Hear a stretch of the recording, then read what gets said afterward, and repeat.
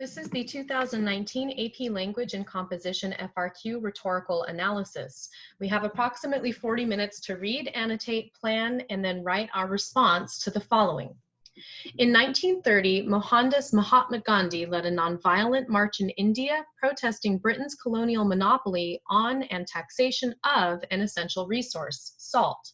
The Salt March, as it came to be known, was a triggering moment for the larger civil disobedience movement that eventually won India independence from Britain in 1947. Shortly before the Salt March, Gandhi had written to Viceroy Lord Irwin, the representative of the British Crown in India. The passage below is the conclusion of that letter. Read the passage carefully. Then, in a well-written essay, analyze the rhetorical choices Gandhi makes to present his case to Lord Irwin. Okay, so we need to read it carefully, understand what his case is, and then determine what choices Gandhi makes in order to be persuasive, okay? As you know, we look for the rhetorical devices, the top 10, anything that you've learned in your AP classes, along with the appeals. And again, we don't want to ignore the use of structure, syntax, tone, things like that as we go through whatever excerpt we are provided. Okay, let's go ahead and read. I know that in embarking on nonviolence, I shall be running what might fairly be termed a mad risk. But the victories of truth have never been won without risks, often of the gravest character. Conversion of a nation that has consciously or unconsciously preyed upon another far more numerous, far more ancient, and no less cultured than itself is worth any amount of risk. So a few things that we note right when we start. We have a little bit of a juxtaposition here between, I'm just going to put juxt, between India and Great Britain, okay?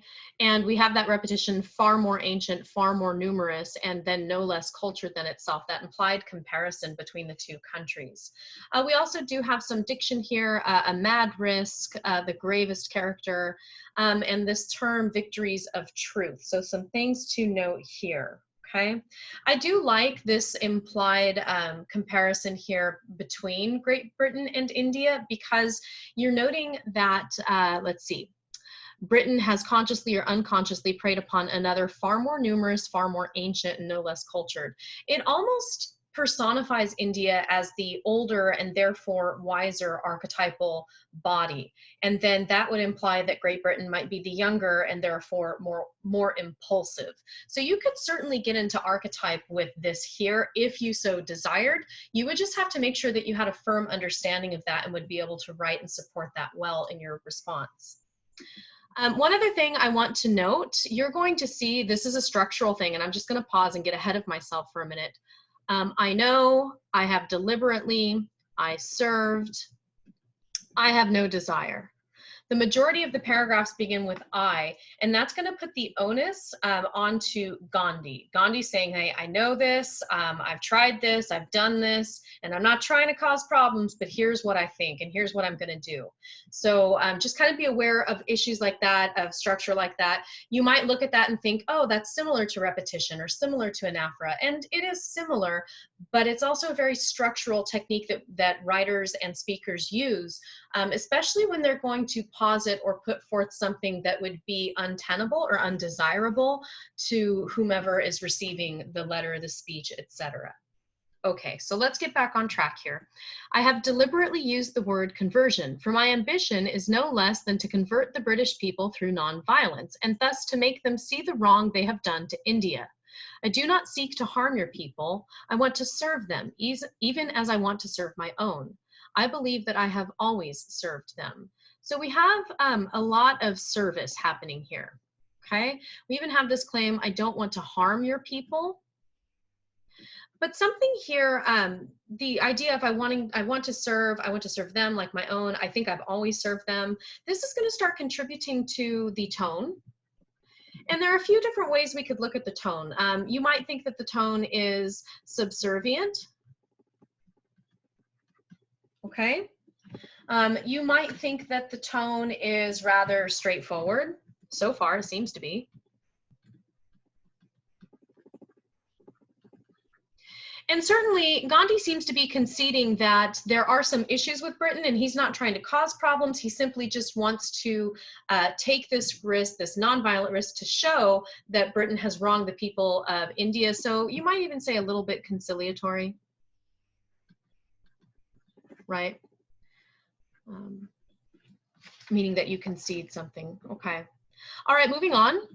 I served them up to 1919 blindly, but when my eyes were opened and I conceived non-cooperation, the object still was to serve them. I employed the same weapon that I have, in all humility, successfully used against the dearest members of my family. If I have equal love for your people with mine, it will not long remain hidden. It will be acknowledged by them, even as the members of my family acknowledged after they had tried me for several years. If the people join me, as I expect they will, the sufferings they will undergo, unless the British nation sooner retraces its steps, will be enough to melt the stoniest hearts. So a lot of, I'm just going to sum this up as some pathos here, a lot of really emotionally charged language. Certainly a little bit of analogy here. I served them blindly, and when my eyes were opened, he conceived the non-cooperation. In other words, when he had that epiphany and he understood that living in a country that was colonized by Britain, he was being subjected to a whole series of wrongs. The plan through civil disobedience will be to combat such evils as I have sampled out. If we want to sever the British connection, it is because of such evils. When they are removed, the path becomes easy. Then the way to friendly negotiation will be open. If the British commerce with India is purified of greed, you will have no difficulty in recognizing our independence. I invite you then to pave the way for immediate removal of those evils, and thus open a way for a real conference between equals, interested only in promoting the common good of mankind through voluntary fellowship and in arranging terms of mutual help and commerce equally suited to both. So look at the diction as we go through this part. We have some that has very negative connotation and some that has a far more powerfully positive connotation. And Gandhi is using these words strategically to demonstrate that there are bad things happening as a result of colonization at the hands of the British, but if we are able to remedy those ills, then we can move forward in a friendly way, as equals, for the common good, in fellowship. Do you see the juxtaposition there? Okay, so we'll just write diction, juxtaposition. I use the word emotionally charged language. You might also use the term loaded language. Okay. The beauty of rhetoric is that there are several times a couple of different ways to express the same idea. So I'm just diction, loaded language, emotionally charged language, all the same. Okay. You have unnecessarily laid stress upon communal problems that unhappily affect this land. Now, here's something else that I want to draw to your attention. It's not something that we've really covered too much, maybe in one of the other videos, and it is the I, you. Now, in the top 10 rhetorical devices, we talk about inclusive language, which would be we, us, ours, and inclusive language unites an author and an audience with a common goal, and it really aligns both speaker and audience. However, when you do the I versus the you, this is more separatist, and it shows that there's a distinct chasm or a split between Gandhi, who is representing India and India's interests here, and the Viceroy Lord Irwin, boy, that's a tongue twister for me, who represents the interests of the colonizer of Great Britain. Okay, so that would be something to note and something you could certainly pursue. I'm going to put separatist language. And if that's something you pursue, you really do, you do that to show that I would be India, the colonized, you would be Viceroy, Britain, the colonizers, to show that there is a distinct gap, a gaping hole between those two, all right? Okay, moving on. Important, I will switch back to red, I apologize. Important though they undoubtedly are for the consideration of any scheme of government, they have little bearing on the greater problems which are above communities and which affect them all equally. But if you cannot see your way to deal with these evils, and my letter makes no appeal to your heart, on the 11th day of this month, I shall proceed with such co-workers of ashram as I can take to disregard the provisions of the salt laws. This is where he spells out what will happen. We can call this foreshadow. So if this doesn't happen, that will happen. Let me tell you what the consequences would be for ignoring what I'm saying, all right? To disregard. I regard this tax to be the most iniquitous of all from the poor man's standpoint. As the independence movement is essentially for the poorest in the land, the beginning will be made with this evil.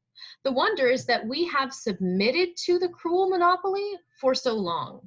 It is, I know, open to you to frustrate my design by arresting me. I hope that there will be tens of thousands ready in a disciplined manner to take up the work after me, and in the act of disobeying the SALT Act, to lay themselves open to the penalties of a law that should never have disfigured the statute book. So we have really powerful language here. Let's go ahead and put diction. And we have powerful language throughout all of it. But to say that a law disfigured the statute book, that's really strong language for saying that it never should have been enacted in the first place. Another thing we need to note here is that if you do arrest me, there will be others who will take up the cause. Others to follow Mahatma Gandhi, okay? All right, I think that we have that there. Okay. I have no desire to cause you unnecessary embarrassment, or any at all so far as I can help. If you think that there is any substance in my letter, and if you care to discuss matters with me, and if to that end you would like me to postpone publication of this letter, I shall gladly refrain on receipt of a telegram to that effect soon after this reaches you. You will, however, do me the favor not to deflect me from my course unless you can see your way to conform to the substance of this letter. So a few things here. The acknowledgement that Gandhi is not trying to embarrass neither the Viceroy nor Great Britain, and that he will not publish the letter if any of these needs are met. And we do have some repetition here, the if. So these are all hypotheticals to delay or allow or lead to Gandhi refraining from publication. But then we also have this reminder, don't dismiss me. This is not an idle threat. And in fact, that comes right here where he says, this letter is not in any way intended as a threat, but is a simple and sacred duty, peremptory on a civil resistor. To call this a sacred duty really elevates Gandhi's cause. Okay, this is not just civil disobedience. It's not just one citizen making a mockery of laws. It is a sacred duty. Okay, therefore, I am having it specially delivered by a young English friend who believes in the Indian cause and is a full believer in nonviolence, and whom Providence seems to have sent me, as it were, for the very purpose. The very last thing here, to be delivered by an English friend, this actually shows that the British and Indians can get along equally, right? There can be friendship. It reinforces the idea right in here, where we have fellowship and equality, okay? So again, a reminder that I've marked this up in far more detail than you likely would during a test-taking scenario, but I want you to see all the different ideas that come up as we are reading through this particular excerpt. Now, if we go back, we remember that in a careful, well-written essay, we have to analyze the choices Gandhi makes to present his case to Lord Irwin. And we have so many things that are listed. We have juxtaposition and tone, diction, the language, foreshadowing. We have the allusion to the English friend to demonstrate that English can be friends. Some hypotheticals. We really have a lot. We even have the structure of I know, I have, I've served, et cetera, et cetera. And that's not a bad choice by Gandhi, because to start with that, hey, I know that this is a risk. I've deliberately used this word, and I've been serving you guys for a long time, and I'm not actually trying to embarrass you, but, right, and let me tell you from my perspective as the colonized, the person who served you, that there is a problem. Okay, we've gone over that. So how might I actually go ahead and approach this response? I think I'm going to look at a combination of tone and language. And I think I'm also going to do foreshadow. And I'm choosing these because we've reached the 2019 exam, and I want to show you how I'm going to embed some things that don't necessarily hit the top 10 heavy hitters. Now, before you think, then why learn those top 10? Look back. Juxtaposition. We have an analogy down here with the blindness, and now that I see, my eyes are opened. You have pathos, you have tone, oh, I'm sorry, diction, separatist versus inclusive language. So clearly the top 10 heavy hitters are there, but those aren't the only 10 rhetorical devices. As I've said numerous times, you are learning several other techniques in your AP classes. So let's look at how we would apply some of those, okay? Okay. So we need to have a working thesis. And for the working thesis, we're going to say to convince Viceroy Lord Irwin, there, if I slow it down, I can do it, of the sincerity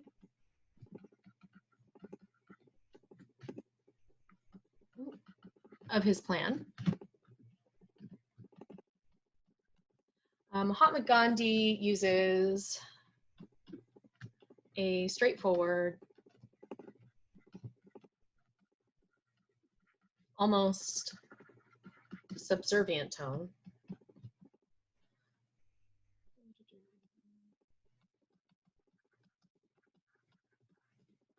Loaded language. And foreshadowing to address any Viceroy Lord Irwin's, let's say, countermeasures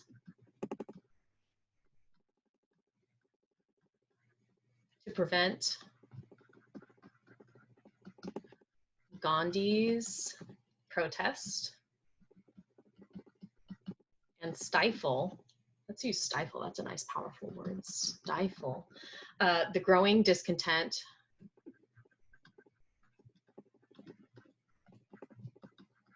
among Indian citizens.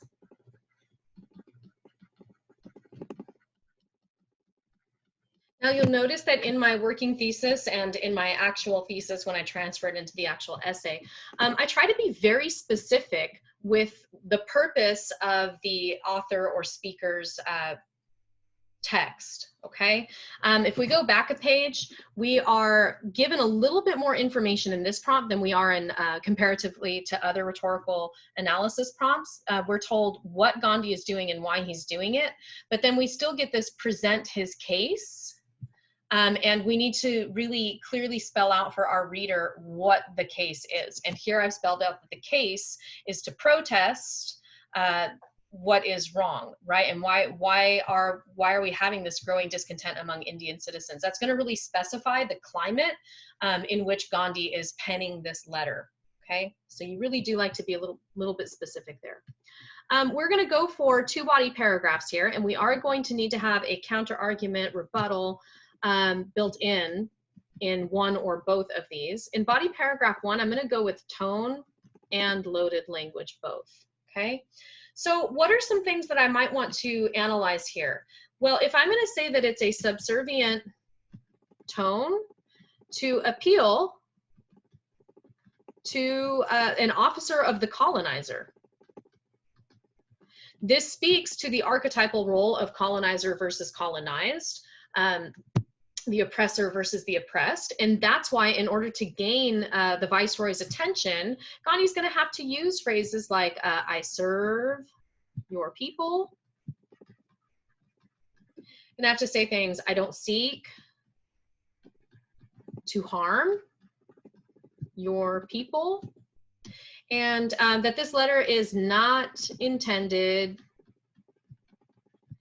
as a threat. I paraphrase these, but if we were to go back, you would see exactly where you would find these to cite. And I'm on the blue ink right now. Right here, I don't seek to harm your people. We are going to say, I serve them, so I serve your people, right there.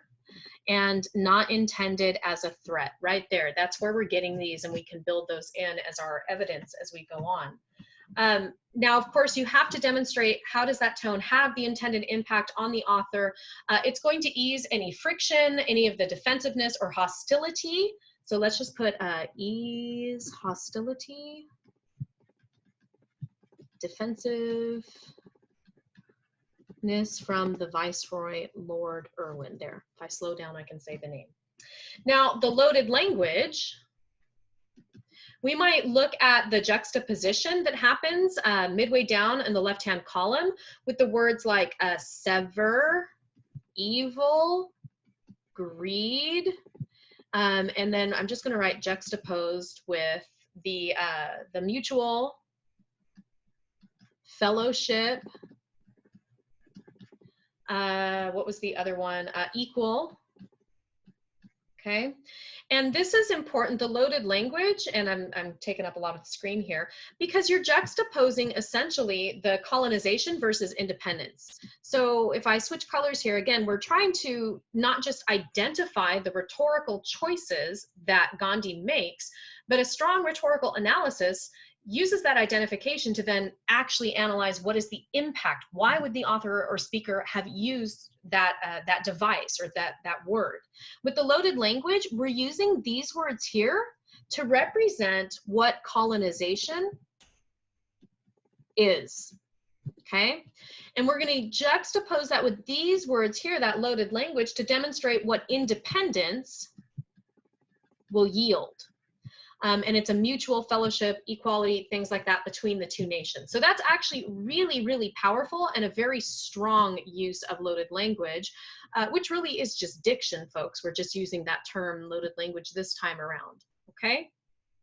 So several things here that we can analyze in depth detail and write a very strong paragraph about. Now, foreshadowing would be our second body paragraph. And since I didn't do any sort of counter argument or rebuttal here, I'm going to need to fit it in here.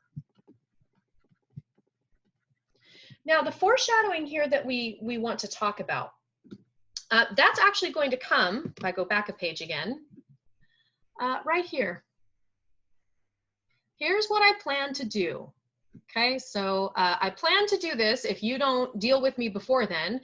And if you try to stop me by arresting me, no worry, there are tens of thousands ready to take up the movement for me.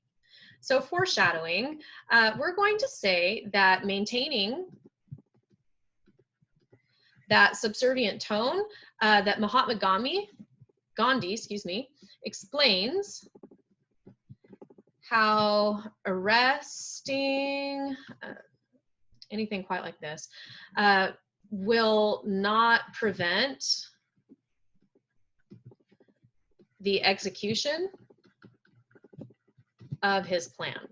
We have the tens of thousands to continue the movement, things like that. All right.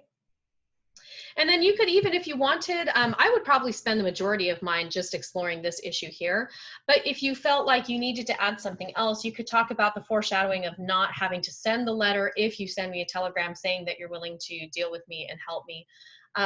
But I think that I would probably just stick to this example here. There's so much that you can unpack in this specific part of Gandhi's letter. Let's say, what would we do as a counter argument here? I think that I would actually start the paragraph with the counter argument. How might I do that? You see in my skeleton outline, I'm saying foreshadowing that we're maintaining this subservient tone. Gandhi's going to explain that even if the Viceroy attempts to arrest him, stymie him, silence him, that there are tens of thousands of others who will take up the complaint.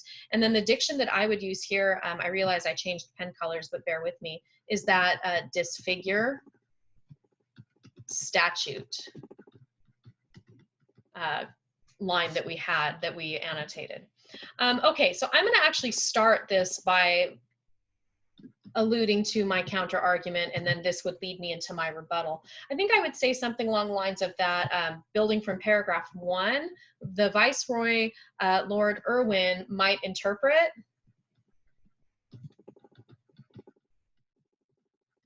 the subservient tone in such a way that he would dismiss